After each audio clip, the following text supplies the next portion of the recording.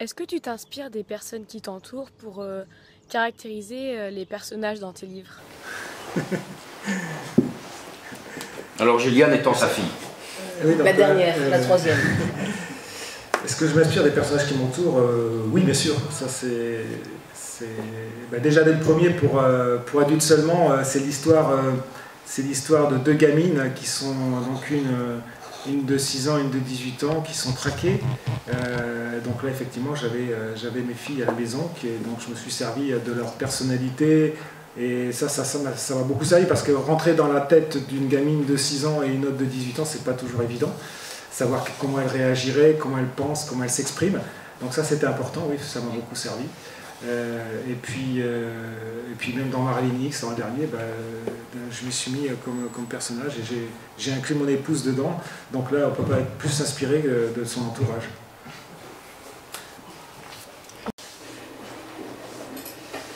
Bonjour Philippe et puis bienvenue en Belgique. J'ai une petite question concernant Marilyn. Marilyn, est-ce que tu penses que c'est un mythe générationnel? Parce que pour les gens de 40 ans et plus, Marilyn c'est soit un idéal féminin ou un fantasme masculin, voire même une personnalité historique liée aux familles Kennedy. Mais est-ce qu'un mythe pareil parle encore aux jeunes de moins de 25 ans?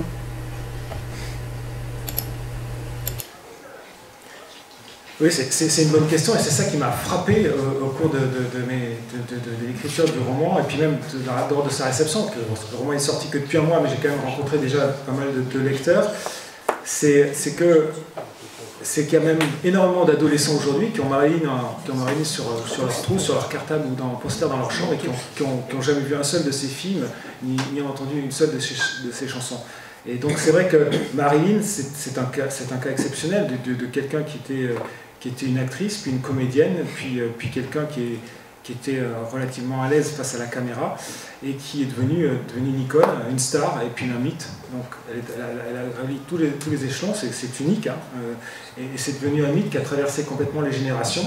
Et c'est vrai que ce n'est plus une actrice, mais c'est quelque chose de complètement mythique. Et comme les mythes m'intéressent, donc du coup Marilyn m'intéressait à ce titre-là. Et donc ce qui m'intéressait aussi, c'était de faire le chemin inverse, c'était de me dire, tiens, derrière le mythe, quelle était l'actrice? Parce que c'était une actrice assez incroyable. Je le dis, je décris quelques scènes de tournage de films par des réalisateurs. Et c'était, au-delà de l'actrice, la femme, quoi. Qui était vraiment Marilyn Monroe. Et là, on retrouve une femme vraiment incroyable, quoi, une multi-personnalité, complètement borderline, schizophrène, mais en même temps redoutablement attachante et charismatique. Vas-y. C'est le 14. La technique. Ah, la technique fait des... Oh, parce que moi, la technique est prête. Hein. Oui, je remarque que... Voilà. Être écrivain, c'est un travail de solitaire. Et nous, on est 24 heures sur 24 ensemble. Alors, comment est-ce que tu gères ça et qu'est-ce que tu peux dire là-dessus? Alors, avant toute chose, j'aimerais bien que vous regardiez à nouveau la vidéo, parce que ça, c'est là où il habite. Hein. Question pour N'ayez pas peur, c'est le ciel. On ne connaît plus ça ici, mais c'est nickel. Voilà. J'ai vu ça il n'y a pas longtemps, mais je vous dis, c'est vraiment comme ça chez eux. Hein.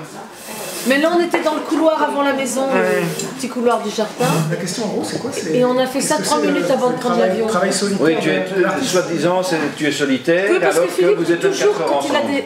voilà, il dit toujours aux gens, le travail, il l'a dit tout à l'heure aussi, bien sûr, le travail de l'auteur, c'est un travail très solitaire, et tout ce qui est vrai, c'est un travail de solitaire. Sauf que ce qu'il ne vous dit pas, c'est que depuis 28 ans, on est toujours ensemble 24 heures sur 24. C'est-à-dire qu'on dort ensemble, on mange ensemble, on vit ensemble, on fait les courses ensemble, on travaille dans le même bureau alors qu'on a une maison de 300 mètres carrés. Donc, et on travaille dans une petite pièce, donc carrément l'un sur l'autre, je parle sans arrêt au téléphone. Donc ça fait un bruit infernal.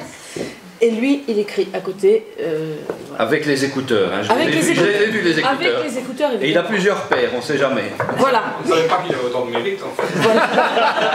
Il a du mérite. Donc je lui demande comment il gère ça, parce que ma fille me dit, pose une question à papa, c'est pour envoyer à Marc. Vous n'avez aucune idée de question. La réponse, bon, c'est un part complètement particulier. Je ne pense pas qu'il y en aurait beaucoup qui pourraient travailler comme ça, mais bon, c'est parce que j'arrive même même quand je parle, quand je discute dans n'importe quelle circonstance, je pense toujours, j'arrive toujours à travailler à une partie du cerveau qui continue à travailler sur ce quand j'écris, quoi.